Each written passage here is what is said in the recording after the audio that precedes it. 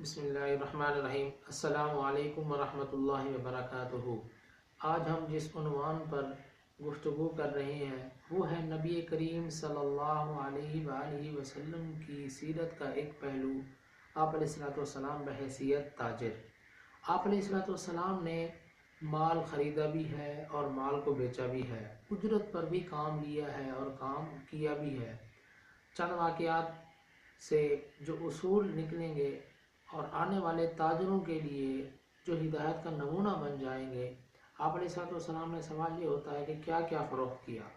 احادیث کے مطابق آپ علیہ الصلوۃ والسلام نے ایک پیالہ فروخت کیا، ایک پالان بیچا، ایک غلام کو بیچا۔ اس کے علاوہ آپ صلی اللہ علیہ وسلم نے ایک غلام کے عوض 2 غلاموں کی فروخت فرمائی۔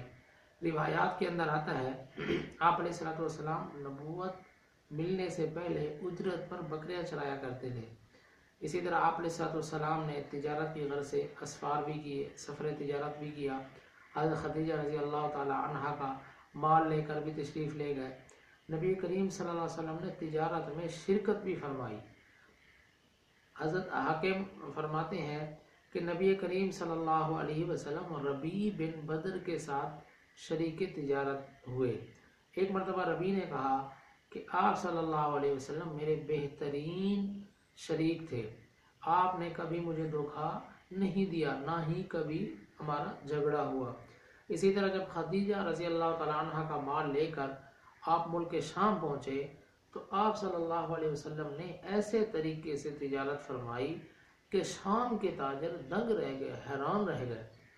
وجہ یہ تھی آپ علیہ الصلوۃ والسلام اپنے پورے مال کی حیثیت بتاتے تھے، اس سے آگاہ فرماتے کون سا مال عمدہ ہے اور کون سا مال غیر عمدہ ہے، اور پھر ہر مال کی الگ الگ بھاؤ بتاتے اور اس کا مطالبہ کرتے تھے۔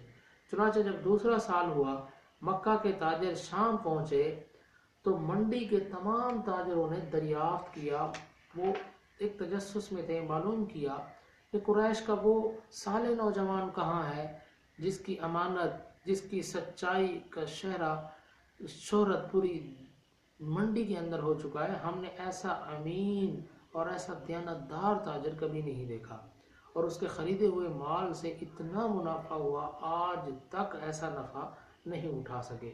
یہ آپ علیہ السلام کی سیرت طیبہ ہے، آپ نے تجارت اس انداز سے کی۔ آج ہمیں اپنی تجارت پر بھی غور اور فکر کرنا چاہیے کہ ہماری تجارت کی بنیاد کیا ہے، سچائی پر ہے، دیانتداری پر ہے، یا ہم اپنی تجارت کے اندر کوئی دھوکے سے، کوئی فریب سے، کوئی جھوٹ سے تو کام نہیں کر رہے۔ میری تاجروں سے گزارش ہے کہ اپنی تجارت کو کھرا، سچا اور دیانتداری کے اصولوں پر اپنی تجارت کو کریں، اور اس سے آپ علیہ السلام کی سیرت پر بھی عمل ہوگا اور آپ کی تجارت میں نفع بھی ہوگا۔ بہت شکریہ۔ السلام علیکم ورحمۃ اللہ وبرکاتہ۔